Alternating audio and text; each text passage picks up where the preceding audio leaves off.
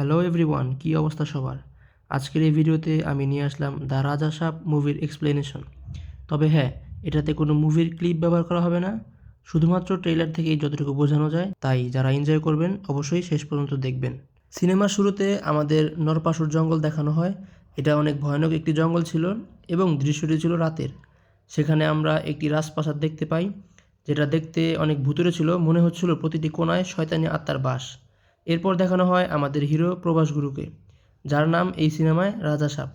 সে তার নানির সাথে থাকে। তার মা বাবা ছোটবেলাতেই মারা গেছেন। তার প্রতিবেশী এক মেয়ে থাকে যে রাজা সাহেবের প্রেমে পাগল এবং সবসময় তার আশেপাশেই ঘুরঘুর করে। রাজা সাব আবার অনেক চালাক ছেলে। সে মেয়েটির কাছ থেকে টাকাও নেয়, আবার ভালোবাসার আশাও দেখায়, কিন্তু কোনো কমিটমেন্ট দেয় না। তাদের পরিবারের একটি বড় ট্র্যাজেডি হলো রাজা সাহেবের দাদা অনেক বছর আগে হারিয়ে গেছেন। তার নানির আবার আলঝেইমার অর্থ ভুলে যাওয়ার রোগ আছে। সে সব ভুলে গেলেও তার স্বামীকে কখনো ভোলেনি। সে সবসময় ভাবে তার স্বামী একদিন ফিরে আসবে। নানি রাজা সাহেবকে ছোটবেলা থেকেই গল্প শুনিয়েছেন যে সে ছিল এক রানী এবং তার স্বামী ছিল এক রাজা। রাজা সাহেব, নানি এবং ওই মেয়ে সবাই চায় দাদাকে খুঁজে বের করে যাতে তারা সুখে থাকতে পারে। নানি বলেছে যে দাদা অনেক ভালো মানুষ ছিলেন এবং মানুষের সাহায্য করতেন। কিন্তু হঠাৎ একদিন এক ভদ্রলোক তার বউয়ের ছবি দেখাতে এসে এবং ছবির ব্যাকগ্রাউন্ডে চার মিনারের কাছে রাজা সাহেব তার দাদাকে দেখতে পায়। ছবি দেখে রাজা সাহেব আর নানি চমকে যায়। রাজা সাহেব কথা দেয় যে সে তার দাদাকে খুঁজে আনবে। সে হায়দ্রাবাদের উদ্দেশ্যে রওনা হয় এবং তার মামাকে ফোন করে। তার মামা পুলিশে কনস্টেবলের পদে কাজ করেন। মামা বলে, যদি তুমি 5 লাখ টাকা জোগাড় করতে পারো তবে আমার সিআই সাহেব দাদাকে খুঁজে দেবেন এবং সব জায়গায় পোস্টার লাগিয়ে দেবেন। রাজা সাহেব সেই প্রতিবেশী মেয়েটিকে পটিয়ে এবং ভালোবাসার জাল বিছিয়ে তার কাছ থেকে 5 লাখ টাকা জোগাড় করে নেয়। এরপর হায়দ্রাবাদে বাসে থেকে নেমে তার এক পুরনো বন্ধুর সাথে দেখা হয়। সেই বন্ধুটিকে গ্রামে বলতো সে অনেক বড় কাজ করে, কিন্তু এখানে সে অটো চালায়। বন্ধুর অটোতে ওঠার সময় রাজা সাহেব এক সুন্দরী মেয়েকে দেখে যার নাম ট্রেসি। ট্রেসি খ্রিস্টান ধর্ম পালন করে এবং ভবিষ্যতে নান হতে চায়। রাজা সাহেব তার প্রেমে পড়ে যায় এবং তাকে অনুসরণ করে চার্চে চলে যায়। চার্চে গিয়ে সে শোনে যে একটি ছোট বাচ্চার হার্টের অপারেশনের জন্য সাহায্য চাওয়া হচ্ছে। ইমোশনাল হয়ে রাজা সাহেব তার কাছ থেকে থাকা টাকার মধ্যে 3 লাখ টাকা দান করে দেয়। এরপর কনফেশন রুমে গিয়ে সে বলে যে সে প্রথম দেখাতেই একটি মেয়ের প্রেমে পড়ে গেছে। ওই রুমের উল্টো দিকে ট্রেসি বসেছিল এবং সে রাজা সাহেবের সব কথা শুনে ফেলে। এরপর পুলিশ স্টেশনে রাজা সাহেব তার পারিবারিক ইতিহাস জানায়। তার নানি দেবগিরি রাজ্যের রানী ছিলেন এবং তার স্বামী গঙ্গারাজু ছিলেন রাজা। গঙ্গারাজু খুব দয়ালু ছিলেন এবং মানুষের সাহায্য করতেন। কিন্তু একবার দেবী মায়ের অলংকার চুরি হয়ে যায় এবং সেই চুরি তাদের মহামন্ত্রী বশিষ্ঠ করেছিল।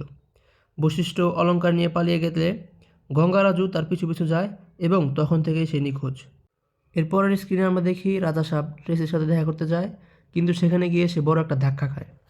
ট্রেসি তাকে ফোন করে জানায় যে সে আসলে রাজা সাহেবকে লুট করেছে। হসপিটালে বাচ্চাটির সাহায্যের নামে সে আসলে রাজা সাহেবের কাছ থেকে 3 লাখ টাকা হাতিয়ে নিয়েছে। রাজা সাহেব তখন মহা বিপদে পড়ে, কারণ তাকে পুলিশের কাছে 5 লাখ টাকা দেওয়ার কথা ছিল। ঠিক তখনই বহিরু নামের এক সুন্দরী মেয়ে আসে যার কাছে 1 কোটি টাকা ছিল। সে জানায় রাজা সাহেবের দাদা তার দাদাকে সাহায্য করেছিলেন, তাই সে এই টাকা ফেরত দিতে এসেছে। কিন্তু সে বলে ওই টাকা সে শুধু রাজা সাহেবের দাদাকেই দেবে, আর কাউকে না। এদিকে আবার গুন্ডা হাজির। গুন্ডারা তার ওই টাকার ব্যাগ ছিনতাই করতে আসছে। রাজা সাহেব তাদের সাথে মারপিট শুরু করে। এরপর রাজা সাহেব বশিষ্ঠকে খুঁজে পায় এবং তাকে মারধর করে সত্যিটা জানতে চায়। বশিষ্ঠ তখন এক অদ্ভুত কথা বলে। সে বলে যে গঙ্গারাজু মানে তার দাদা আসলে দয়ালু নয়, বরং সে অনেক নিষ্ঠুর ও লোভী ছিলেন। সে রাজা সাহেবের নানির মনের সাথে খেলেছে এবং একটি মায়াজাল তৈরি করেছে। বশিষ্ঠ আরও জানায় যে গঙ্গারাজু আসলে দেবগিরি রাজ্যের কোনো মহান রাজা ছিলেন না, বরং ছিলেন অত্যন্ত লোভী এবং ধূর্ত এক ব্যক্তি। তিনি চেয়েছিলেন পুরো রাজ্যের সোনা এবং সম্পদ নিজের কব্জায় রাখতে, এবং এই জন্যই তিনি শয়তানি শক্তির আশ্রয় নিয়েছিলেন। বশিষ্ঠ আরও বলে যে গঙ্গারাজু তার নিজের স্ত্রীকেও ব্যবহার করেছিলেন একটি মায়াজাল তৈরি করার জন্য। তারপর বহিরু তার আসল পরিচয় দেয় এবং জানায় যে গঙ্গারাজু আসলে মারা যাননি, তিনি এক প্রেতাত্মায় পরিণত হয়েছেন। বহু বছর আগে গঙ্গারাজু এক ভয়ঙ্কর তান্ত্রিকের কাছে গিয়েছিলেন, যিনি ছিলেন অর্ধেক শয়তান এবং অর্ধেক মানুষ। গঙ্গারাজু সেই তান্ত্রিকের কাছে প্রার্থনা করেছিলেন যাতে তিনি অমর হতে পারেন এবং যৌবন ফিরে পান। তান্ত্রিক তার কাছে বলিদানের দাবি করেন এবং গঙ্গারাজু নিজের ঘোড়া এবং অন্যান্য বলিদানের মাধ্যমে শয়তানি শক্তি লাভ করেন। গঙ্গারাজুকে একটি কুয়োর ভেতর তপস্যা করতে বলা হয়েছিল। সেখানে নরকের ভয়ঙ্কর আত্মারা তাকে ঘিরে রেখেছিল। গঙ্গারাজু তার তপস্যা শেষ করেন এবং তান্ত্রিক তাকে একটি বিশেষ প্রসাদ দেন। তান্ত্রিক বলেন যে এই প্রসাদটি যদি তিনি তার স্ত্রীকে মানে রানীকে খাওয়াতে পারেন তবে রানী সম্পূর্ণরূপে গঙ্গারাজুর বশে চলে আসবেন। গঙ্গারাজু প্রাসাদে ফিরে এসে সেই শয়তানের প্রসাদ রানীকে খাওয়ান এবং রানীর মস্তিষ্ক তার নিয়ন্ত্রণে নিয়ে নেন। এরপর থেকেই রাজা সাহেব নানি যা দেখেন বা শোনেন তা আসলে গঙ্গারাজুর তৈরি করা একটি ভ্রম বা ইলুশন। এরপর গঙ্গারাজু রাজ্যের সব সম্পদ চুরি করে পালিয়ে যান এবং রানীকে বিশ্বাস করান যে তিনি আসলে সম্পদ রক্ষা করতে গেছেন। বশিষ্ঠ জানায়, রাজা সাহেবের বাবা যখন সত্যটা জানতে পারেন তখন তাকেও নিষ্ঠুরভাবে হত্যা করা হয়েছিল। রাজা সাহেব পুরো ঘটনা শোনার পর তার চোখে পানি চলে আসে এবং সে রাগে ফেটে যায়। সে তার নানিকে ফোন করে বলে, তুমি আজীবন যার জন্য অপেক্ষা করেছো সে আসলে তোমার বা আমাদের পরিবারের কেউ নয়, সে একজন শয়তান। রাজা সাহেব প্রতিজ্ঞা করে যে সে তার নানির হারানো সম্মান এবং রাজ্যের সম্পদ ফিরিয়ে আনবে। সে তার সঙ্গীদের নিয়েই সেই ভয়ঙ্কর প্রাসাদের দিকে রওনা করেন। নরসাপুরের এই জঙ্গলটি আসলে একটি গোলক ধাঁধা যা গঙ্গারাজুর আত্মা পাহারা দিচ্ছিল। রাজা সাহেব প্রাসাদে প্রবেশ করার সাথে সাথেই চারপাশের পরিবেশ বদলাতে শুরু করে এবং একটি ভয়ঙ্কর অলৌকিক ঘটনা ঘটতে থাকে। প্রাসাদের ভেতরে রাজা সাহেবের সাথে গঙ্গারাজুর প্রেতাত্মার মুখোমুখি দেখা হয়। গঙ্গারাজু অট্টহাসি দিয়ে বলেন, এই প্রাসাদ আমার শরীর এবং এই সম্পদ আমার আত্মা, এখান থেকে কেউ জীবিত ফিরতে পারবে না। রাজা সাহেব তখন এক বিশাল মশালের সাহায্যে এই প্রাসাদটি আগুন ধরিয়ে দেওয়ার চেষ্টা করেন। কিন্তু গঙ্গারাজু তার মায়াজাল দিয়ে রাজা সাহেবকে দেখায় যে সে যদি প্রাসাদে আগুন দেয় তবে আসলে সে তার নানিকেই পুড়িয়ে মারছে। রাজা সাহেব মানসিকভাবে ভেঙে পড়ে এবং সে নিজেকে অসহায় বোধ করতে থাকে। ঠিক সেই সময় হসপিটালে তার নানির অবস্থা আশঙ্কাজনক হয়ে ওঠে এবং তাকে আইসিইউতে ভর্তি করা হয়। রাজা সাহেবের মনে পড়ে এক সাইকোলজিস্টের কথা, যিনি বলেছিলেন যে শয়তানকে হারাতে হলে নিজের আত্মাকে শক্তিশালী করতে হবে। এরপর রাজা সাহেব চোখ বন্ধ করে তার নানির পবিত্র স্মৃতি এবং দেবগিরি রাজ্যের রানীর শক্তির কথা মনে করেন।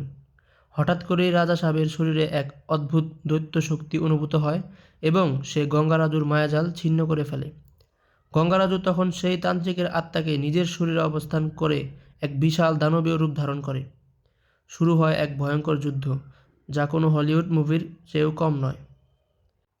রাজা সাহেব তার সাহস এবং নানির আশীর্বাদের জোরে সেই শয়তানি শক্তিকে আগুনে পুড়িয়ে ছাই করে দেয়। প্রাসাদের সব অভিশাপ মুক্ত হয় এবং গঙ্গারাজুর অশুভ ছায়া চিরতরে মুছে যায়। সিনেমার শেষে দেখা যায় গঙ্গার তীরে রাজা সাহেবের দাদার শ্রাদ্ধ অনুষ্ঠিত হচ্ছে। নানি তখন সুস্থ, কিন্তু তিনি গঙ্গারাজুর কথা মনে করতে পারছেন না।